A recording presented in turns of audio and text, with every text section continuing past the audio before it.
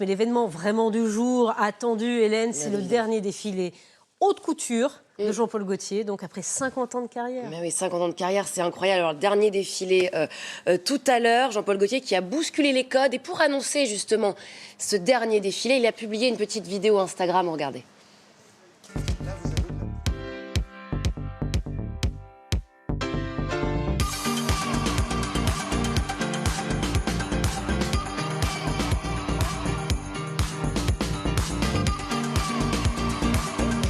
Celui que l'on nomme l'enfant terrible de la mode, l'agitateur, le provocateur, il n'aime pas, il préfère contestataire.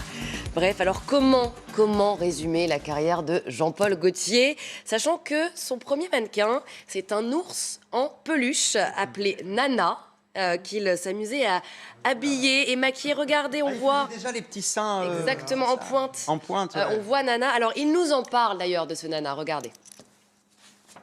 Mon ours, alors là, tout de plume avec son corps. Alors le premier qui a été mon cobaye, auquel j'ai mis les seins pointus. Non, ce n'est pas à Madonna que je l'ai fait en premier, ni à Catherine Ringer des Rita Mitsuko dans les années 80. C'était Nana, c'était elle.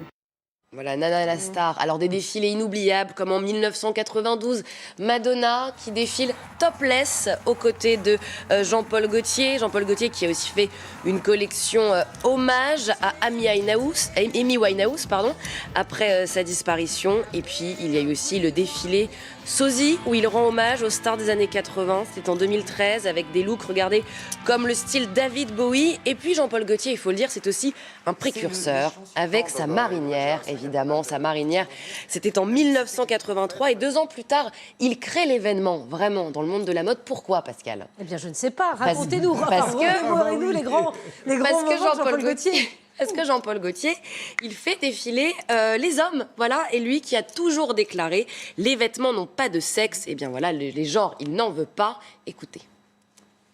Pourquoi joli monsieur? Il y avait bien jolie madame. Alors pourquoi pas joli monsieur? Joli monsieur, ça veut dire tout simplement que les hommes aussi peuvent séduire, qu'ils ont le droit de séduire. Si vous voulez, il y avait jusqu'à présent l'image de John Wayne avec l'homme sécurisant, bon, qui est très bien peut-être, mais il peut y avoir une image d'un homme qui séduit les femmes. Vous croyez à l'homme-objet? Bien sûr, il existe, je le fréquente et je le vois tous les jours. Voilà, les hommes objets. Mais oui, les hommes ont le droit de séduire. C'est vrai, évidemment. Alors, il a aussi créé l'événement en faisant défiler des hommes en jupe. Alors, en 2018 et 2019, il présente des hommes et des femmes torse nu, seins apparents. Alors, il a toujours un peu d'avance. Il casse, on peut le dire, les diktats de la mode. Il a fait défiler les plus grandes stars, mais aussi les hit girls, comme on les appelle, comme Nabila. Souvenez-vous, là, on voit les images. C'est en 2013.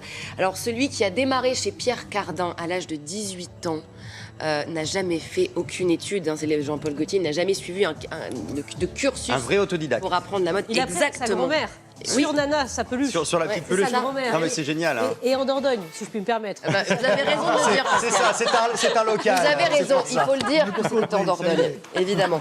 Alors, en 2014, il disait adieu au prêt-à-porter. Il déclarait « C'était un espace de liberté ». Ce n'est plus le cas aujourd'hui. Aujourd'hui, en tout cas, il dit adieu à la haute couture. Mais il a d'autres projets, Jean-Paul Gaultier. On se souvient de son Fashion Freak Show en 2018. Qu'est-ce qu'il va nous faire encore cette année? On ne sait pas. Voilà. Et il continue d'avoir le parfum, l'un des parfums les plus vendus au monde.